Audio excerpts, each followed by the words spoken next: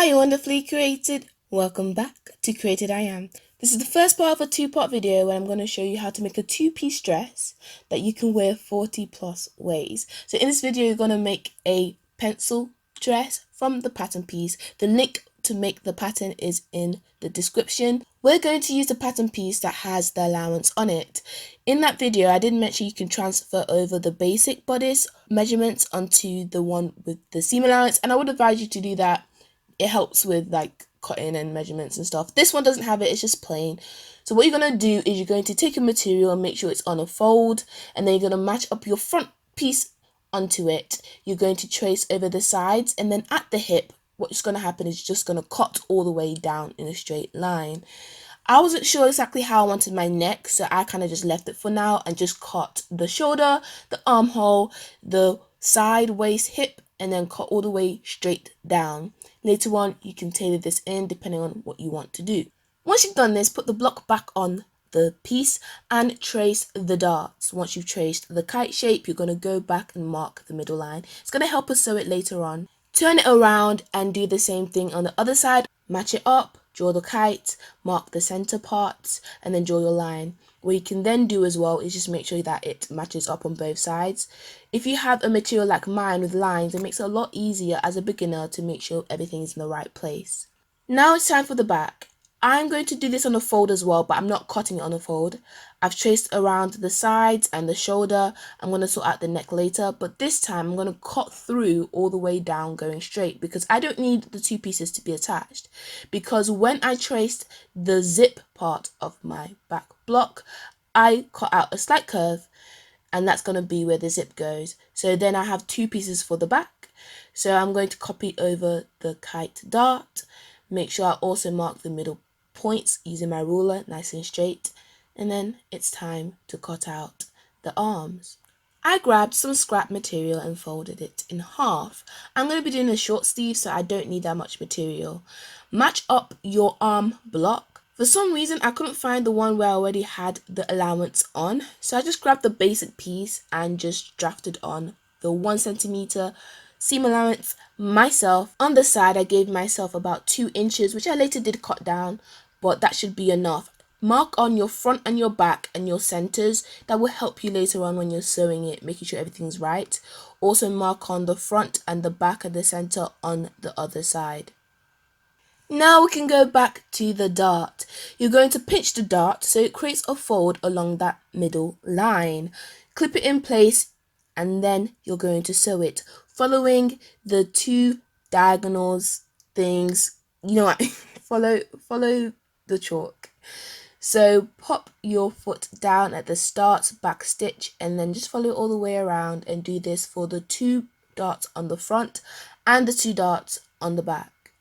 At this point I knew what I wanted to do. I wanted the front to be a high neck, so I only created a small curve. Once I knew how long my shoulder was going to be, I copied it over to the back, and then I used that to create my shoulder. For the back I wanted something a bit different, so I created like a rectangular finish kind of thing, cut straight down and then cut straight across, and I did this with both of the back pieces at the same time so that they were symmetrical. Match up the shoulders on the front and the back, and then sew it down with a straight line stitch, giving yourself 1 centimeter seam allowance. You can press this seam open if you would like to for a nicer finish. Grab your arm piece, make sure the centers are aligned. You want the right sides together. Make sure that you pin the front of the arm to the front of your dress and the back to the back. Normally most people will sew from the middle, but I prefer to sew from the start, so I'm going to sew the front all the way to the back. I'm pinning it from the front to the back, and the reason I'm doing this is because if I've done the pattern properly, it should align, so that extra precaution of starting from the middle shouldn't necessarily be needed. If you want to though, you can sew from the middle. I'm just going to sew from the front all the way to the back with 1 simple stitch, and you can see that mine is generally together. The difference is not much, so it works. Do that for both arms, and then it's time to sew the sides. You're going to put your pieces right sides together and use 1 straight stitch to sew the arm and the sides, giving yourself 1 centimeter seam allowance because that's what we gave ourselves on the pattern. If you're making this for yourself and you're a beginner, this would be a good point just to try it on, make sure there's no mistakes, make the tweaks now before you put on the zip. Here's my tip for the zip. You want the zip to be able to go past your waist. Ideally, you want it to hit your hip. That will make it a lot easier to put it on. I've had times where I've sewn something, it's really good, but I was being too careful with the zip size, and that just ruins the piece. Where you cut your neck affects the size you need to buy. I'm going to use an invisible zipper, but I'm not sewing it like one. I'm just sewing it like a regular zip. Put the right sides of the back part together, and we're going to sew it in 2 parts. You're going to use a straight stitch and sew it down to where the zip ends, just about an inch up to where the zip ends, and that's going to be on the longest stitch possible on your sewing machine. Then you're going to sew back and forth on it to keep that in place, and then sew a normal stitch all the way down as your stay stitch. This is so that we can seam rip this first set easily to allow the zip to actually work and open. Make sure you're looking at the wrong side of your material and open that seam up and place your zip on their right sides together. The zipper teeth, not the zipper tape, the extra part, the zipper teeth should start about 1 centimeter down from your neck so that you can actually finish off the neck seam later. Then sew down the zip to that little flap you just made. I stopped just on top of the zipper, but later on I went and sewed all the way down. As you can see from the video, I switched the foot I was using to make it easier to sew closer to the zipper teeth. That being said, I wasn't sewing as close as you normally sew for an invisible zipper. I just wanted a closer finish. Then grab your seam ripper and seam rip up to the point where you backstitch. So now it's time to finish the neck. There's different techniques you can use. I've seen this technique around so I decided to use it. This is my first time doing this technique, so I'm actually really happy the way it turned out. That being said, there's things I did that you should not do if this is your first time. So I'm going to use a bias tape to finish this seam. So what I did here is I just drew 1 centimeter seam allowance to see where it was. My tip to you, if you're a beginner, is to actually draw this all the way around. For some reason, I was feeling very confident though, so I didn't draw it all the way around. What you're going to do is you're going to open it up. You're going to see a line created by the fold. That line is where you're going to sew on. And that line that you're sewing is going to be the 1 centimeter allowance you give yourself. So you're going to open it up and match it and sew it down to your material. What's going to happen is once you hit the corner of that back neck, if you're drawing a curve, this will be a lot easier for you. But if you have a corner like me, you're going to pull it down and then fold it to create a triangle, and then continue opening it up and keeping the 1 centimeter allowance. Another thing to note is that you want to give yourself about 1 inch, so actually make sure that the tape is hanging over your zip for about 1 inch. Backstitch it and then sew it down, take your time. Remember, when you get close to that corner, stop. Make sure your needle is inside because you are turning and moving the material a lot. And then sew on top of that curve. You've just corner, there we go, corner. And then sew it onto the corner you just created, line it up, keep your 1 centimeter, and then keep sewing on the bias tape using that crease as a guideline. Like I said, if you're doing a curve, this is a lot easier. If you're doing corners, then you want to make sure you stop before the corner reaches and then fold your tape and then sew onto it. My tip for you is to not do what I'm doing here.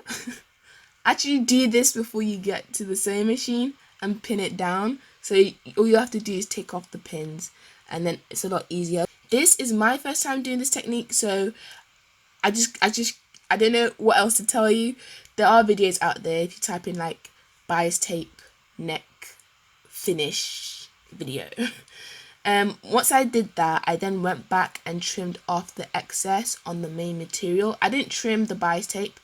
And then I went and snipped the corners and I put some snips around the curves so that when I actually fold over the bias tape, it's a lot, finished, smooth, good. Once that's done, what you're going to then do is fold down the bias and sew it in place.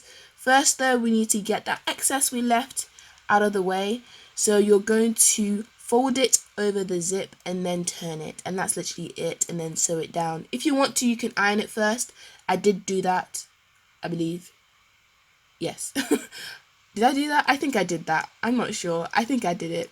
So you're going to sew it down, giving yourself probably about 7 millimeters, because you want to be able to catch the bias tape.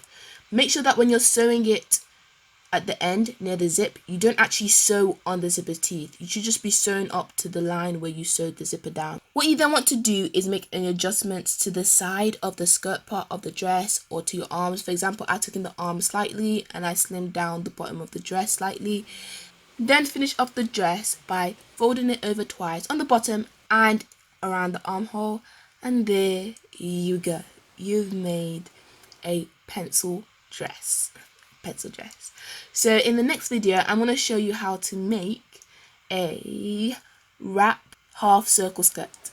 And with this second piece, which is super straightforward, you can actually make a wide range of combinations of dress styles. So that will be up on the third Thursday. I'll upload first and third Thursday of the month. Subscribe and turn on the notification bell. Follow me on social media for updates. And more importantly,